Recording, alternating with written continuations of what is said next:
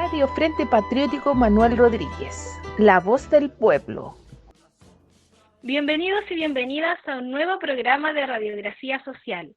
Agradecemos el espacio de Radio Frente Patriótico Manuel Rodríguez, la voz del pueblo, por permitirnos llegar a todos ustedes. Estamos aquí en la compañía de nuestra amiga Sofía. ¿Cómo estás, Sofía? Muy bien, Teresa. ¿Cómo estás tú? Muy bien también. Aquí lista y dispuesta para dar comienzo a este nuevo capítulo de Radiografía Social. Bueno, para comenzar el día de hoy, Teresa, me gustaría compartir con ustedes una interesante reflexión con respecto al tema de la identidad latinoamericana. Muchas veces podemos haber oído discusiones que versan sobre lo que es civilización y barbarie. Esto es un binarismo que surge desde los procesos de colonización en Latinoamérica desde finales del siglo XV con la llegada de Colón. Y este binarismo, desde mi punto de vista, es una expresión viva de una pregunta que para Latinoamérica ha sido una gran cuestión continental: el problema de la identidad, la dicotomía entre un yo y un otro, donde el sujeto latinoamericano queda reducido a ese otro, porque el yo es, en suma, el hombre blanco que habita en Europa y llega a purificar este continente con su religión, es decir, lo que algunos autores denominan sincretismo. El otro día me sorprendí hablando con un amigo que me decía, a propósito de una situación personal, totalmente ajeno a lo que estamos hablando ahora, pero esa reflexión me llamó mucho la atención y decía, pucha, ya es terrible haber nacido en Latinoamérica. Y esa sola frase me quedó dando vueltas harto rato, porque ¿por qué para un latinoamericano puede ser tan terrible ser latinoamericano? Y bueno, viendo realidades por aquí y por allá, sí hay una suerte terriblista en este designio de ser latinoamericano, pero buscando lo positivo pensé en que si bien Latinoamérica está marcada por profundas coyunturas sociales tras el colonialismo, esas mismas coyunturas han sido matrices fundamentales para que en esa búsqueda identitaria los sujetos puedan deconstruir esa organización mundial impuesta y dar origen a lo que es las manifestaciones contraculturales de los distintos sujetos, desde distintos asientos culturales, pero en una búsqueda permanente de autonomía. Y desde esta reflexión que hoy comparto contigo, Teresa, bueno, me gustaría que saludáramos a nuestros invitados para que podamos dialogar un poco en torno a esta problemática que les planteo. Bueno, queridos auditores, aquí tenemos a dos representantes de la banda Memoria Urbana, de el norte semiárido o norte verde, como también se conocen.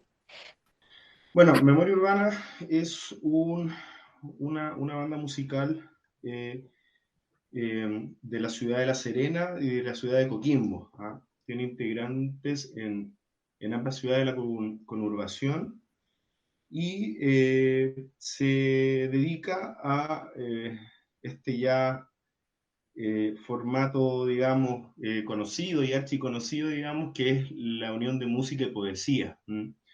Formato clásico que está sujeto a los vaivenes de la modernidad, ¿no? De la actualidad. O sea, la idea siempre es ir, para nosotros es ir más allá de la poesía y también comunicar la poesía y compartirla con la gente y con los auditores a través de la música, que es nuestro idioma. Desde el fondo es unir dos idiomas, que es la literatura por un lado y por otro lado el lenguaje de la música, para realzar, digamos, todo lo que tienen que decir esas voces urgentes latinoamericanas, chilenas, locales, muchas veces de poesía más underground, más subterránea, y que nosotros hemos humildemente intentado visibilizar y poder trabajar con este material, así como de los grandes clásicos de la poesía chilena.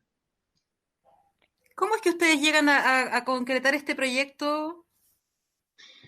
Bueno, Memoria Urbana es una banda que nace de otras dos bandas. ¿Ah? Es algo que ocurre mucho en el mundo de la música y en nuestro caso ocurrió. ¿Ah? En lo personal, yo venía de una banda llamada Acero de Invierno, una banda con la cual grabamos 2 discos. Nos dedicábamos también, bueno, era una banda formada por poetas, por escritores y también por músicos. Y nuestra idea siempre fue llevar la poesía hasta los márgenes, digamos, que permite el formato literario unido con lo que es la expresión musical y performática, de performance, de poder poner en escena también tantas cosas y tantas ganas también de expresar y de llevar, como decía en un principio, las voces, digamos, y los mensajes contingentes a todas las personas que habitan en esta larga y angosta faja de injusticia. Antes de continuar en la profundización de la banda, de su proceso creativo, del contenido y también de la crítica social, quiero invitar a nuestros auditores a escuchar el producto de esta banda de memoria urbana. Nos vamos con el tema Unidad.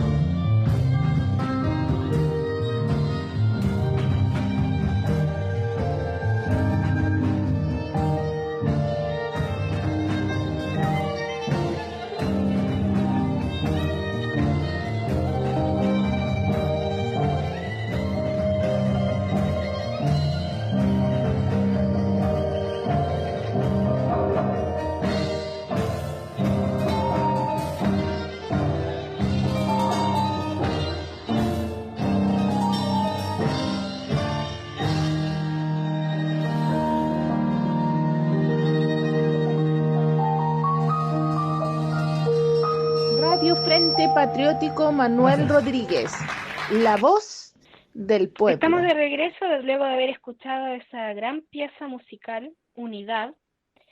Amigos de Memoria Urbana, ¿qué nos podrían contar sobre esta canción? Escuché varios instrumentos. ¿Es poesía musicalizada? Sí, lo que acaban de escuchar es la presentación de Memoria Urbana en la Feria Internacional del Libro de Santiago el año 2018. El poema, porque nosotros no hablamos de canciones, hablamos de poemas entre nosotros, ¿ya? Porque asumimos que son poemas musicalizados. Entonces, ese poema es Unidad del libro Residencia en la Tierra 1 de Pablo Neruda.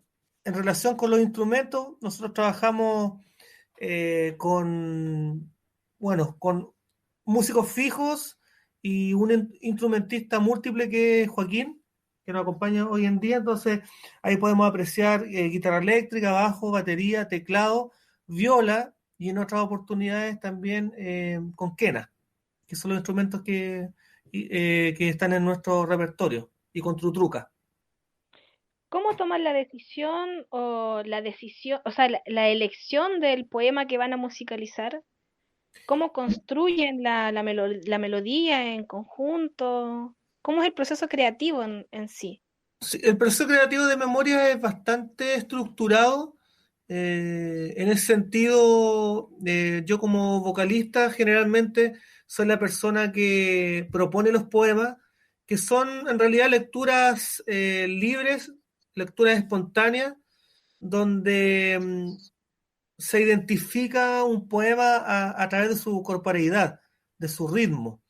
Y cuando yo identifico un poema que sigue ciertos patrones rítmicos y además que tenga una temática que nos pueda interesar, lo propongo a la banda con algunos elementos generales de estructura, como una arquitectura general, como la obra gruesa, por decirlo así, de la canción, y de ahí principalmente Joaquín y Jorge, que en esta oportunidad nos acompaña, son los que van haciendo el trabajo más fino de interludio, introducción, etc.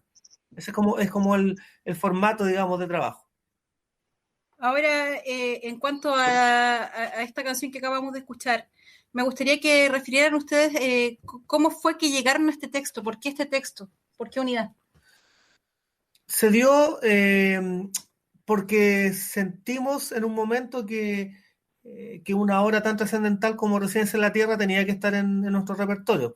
Recordemos que Residencia en la Tierra 1, publicado en 1933, provoca un impacto profundo y trascendente en la poesía latinoamericana y con sus propias consecuencias también en la literatura europea. Fue un libro que recogió elementos fundamentales de las vanguardias, pero desde una perspectiva que podríamos denominar ontológica o existencial.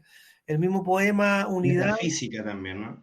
Exacto, o sea, también hay elementos incluso científicos en este poema, donde se da a entender, como su título lo indica, la unidad intrínseca que existe entre todos los elementos de la Tierra, entre las piedras, el agua, y el universo en sí mismo como una mecánica.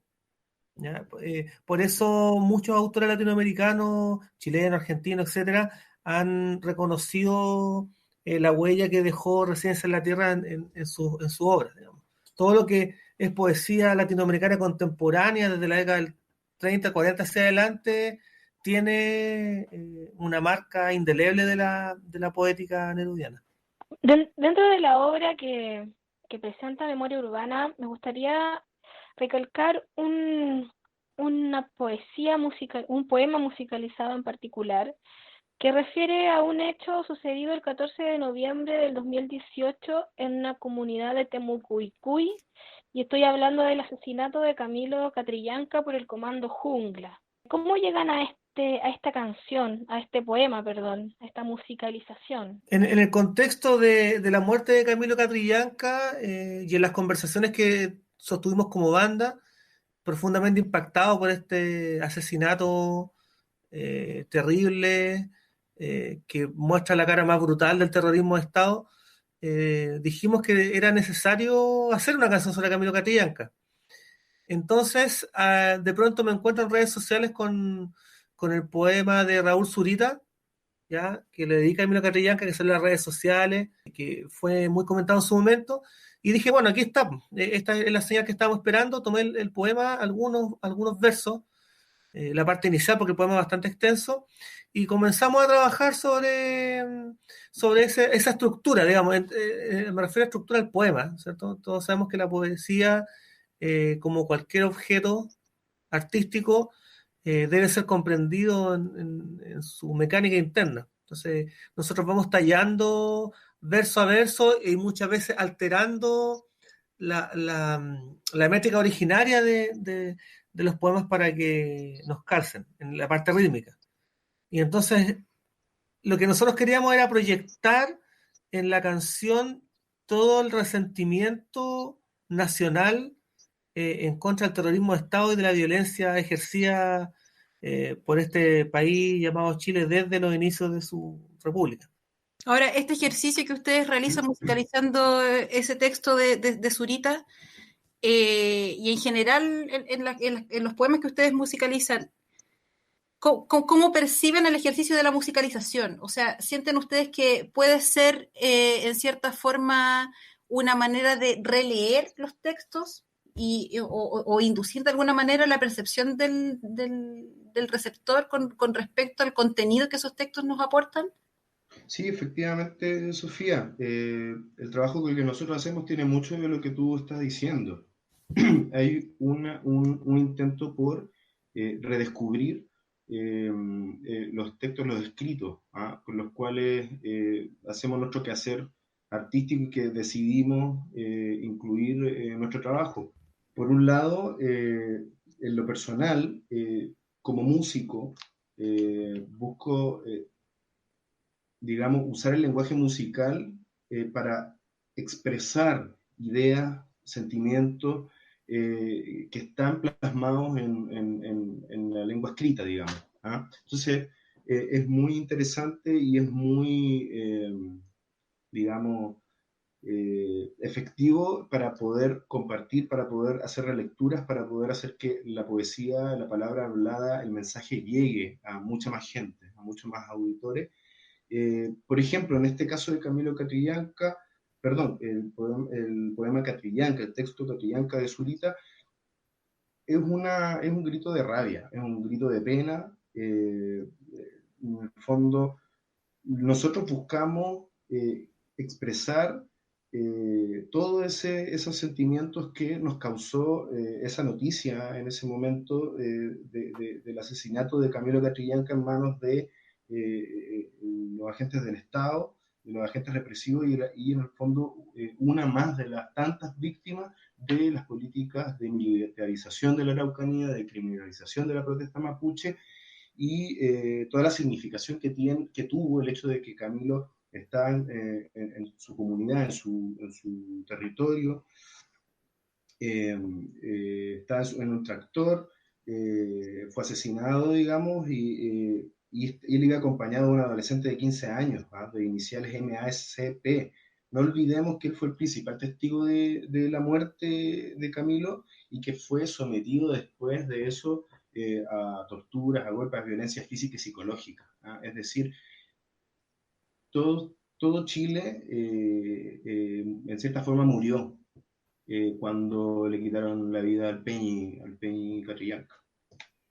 Sí, por otro lado, lo que tú mencionas me parece bien relevante el antecedente de que él iba acompañado de un menor de edad, porque ahí claramente hubo además vulneración de los derechos de un menor. Claro, y los derechos de los niños, niñas y adolescentes en la Araucanía son vulnerados hace mucho tiempo, sistemáticamente, y es algo que la institucionalidad y el Estado de Chile una vez más silencia y hace el caso omiso a estas violaciones sistemáticas de los derechos indígenas, de los derechos humanos del pueblo mapuche. ¿Crees que hay un antes y un después luego de lo sucedido con Catrillanca para la sociedad chilena? Sí, sin duda. Yo recuerdo ese día. Recuerdo perfectamente cuando me enteré del asesinato de Camilo Catrillanca. Y ese es un día que no voy a olvidar probablemente. ¿Ah? Y que nos marcó a todos como país. Y creo que hay un antes y un después.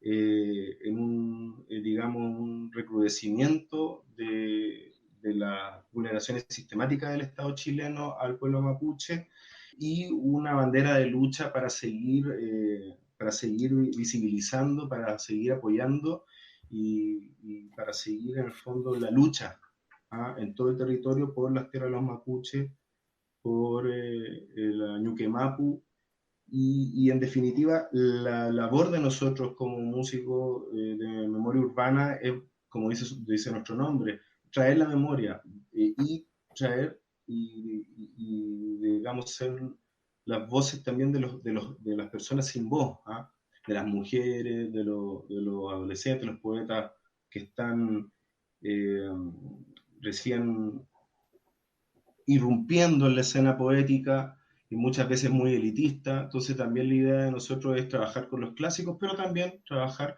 con nuestros propios escritos, los escritos de los poetas locales, que hay muchos, muchas y muchos poetas en la región de Coquimbo. Así que para nosotros es súper gratificante y tiene una doble labor artística y también ideológica.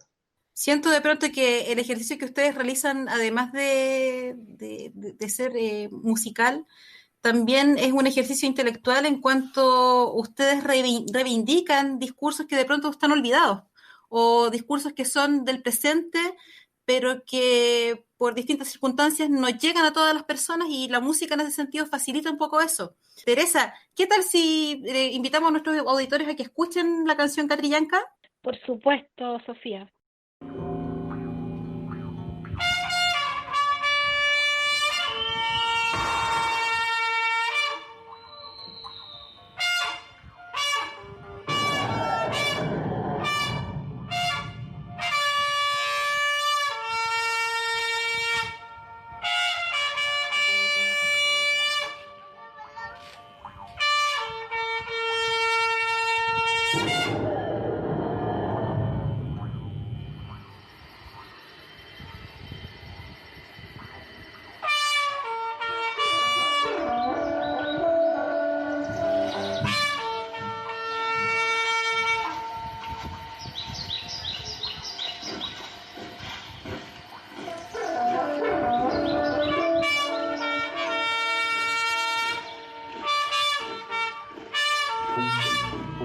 El horror continúa, la dictadura continúa, el horror continúa, el asesinato de Camilo Catrillanca perpetúa todos los crímenes, lo repite con mayor ferocidad en el pueblo mapuche. ¡Asesinos! ¡Asesinos! ¡Asesinos!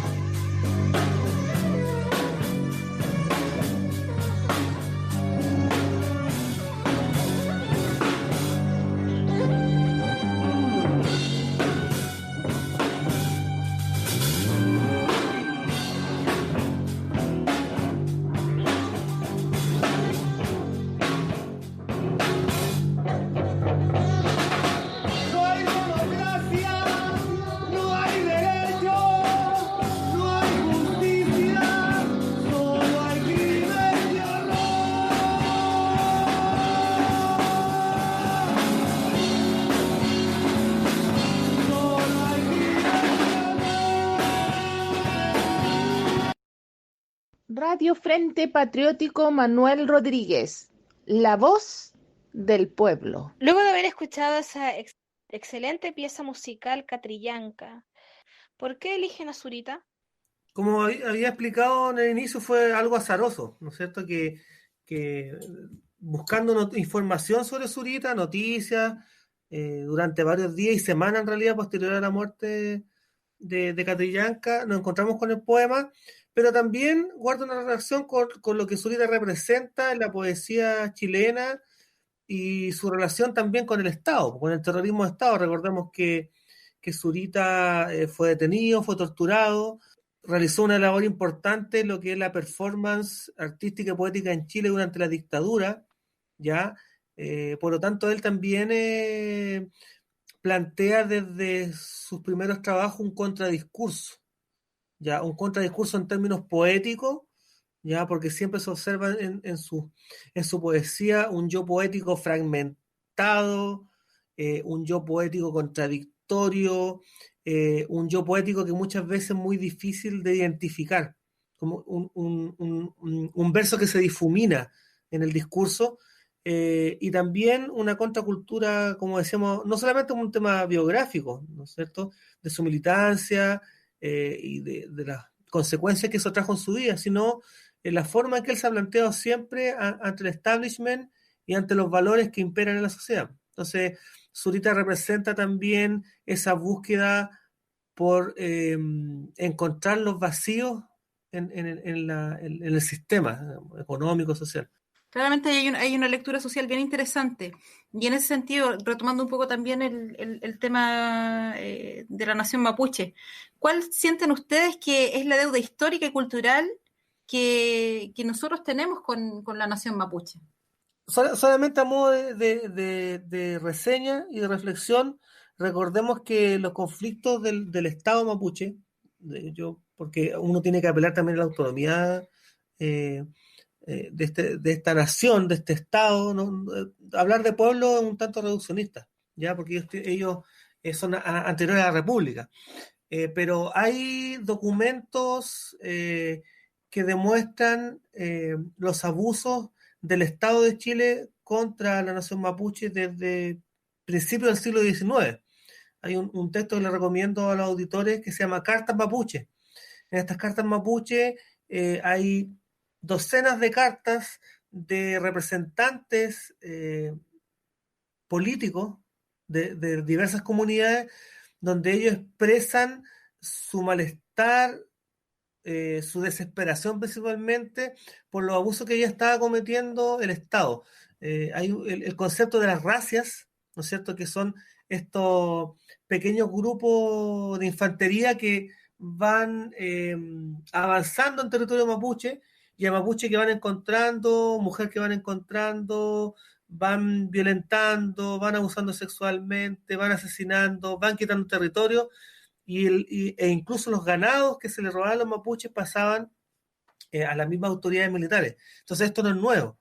Lo que pasa es que la gente ahora, con lo que ocurre desde octubre en adelante, desde el estallido social, están viviendo exactamente lo mismo o quizás un poco menos de lo que están viviendo los mapuches durante mucho tiempo. Esto no es nuevo, ¿ya? Los historiadores ahí nos pueden aportar un poco más, pero en términos culturales hay registros que permiten visualizar este conflicto, que es un conflicto económico personalmente, conflicto por tierras y para la expansión del capitalismo, digamos, en Chile y en todos los países del mundo, ¿no es cierto?, donde la resistencia de las culturas es masacrada por los ejércitos, que no están para defender a las naciones de enemigos extranjeros, sino para eliminar los elementos internos.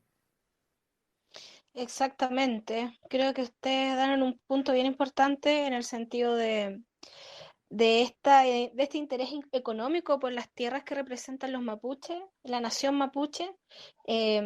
Recuerdo haber leído alguna vez una editorial del diario El Mercurio de año 1800 y tanto, en plena pacificación de la Araucanía, pacificación entre comillas, donde expresamente el Mercurio decía: Chile no necesita brazos y piernas, Chile necesita territorio. Y en ese sentido se justificaba la matanza y la muerte de los pueblos originarios que habitaban estas tierras milenariamente. Lamentablemente, Sofín, hemos llegado al final de nuestro programa de radiografía social, un programa muy interesante el día de hoy. Agradezco profundamente a los representantes de la banda Memoria Urbana, que hacen música en el semiárido, que musicalizan poemas de actores, de poetas locales, de poetas nacionales. Espero poder contar con la presencia de ustedes, muchachos, para un próximo capítulo de Radiografía Social. Creo que con ustedes se pueden tratar muchos temas importantes. Nosotros encantados de poder participar y poder asistir a la invitación que puedes hacernos tú cuando quieras, cuando gustes. Y bueno, me despido diciendo que la lucha de la nación mapuche, perdón, es la lucha de todo Chile en estos momentos y siempre. Transmitió Radio Frente Patriótico Manuel Rodríguez, la voz del pueblo.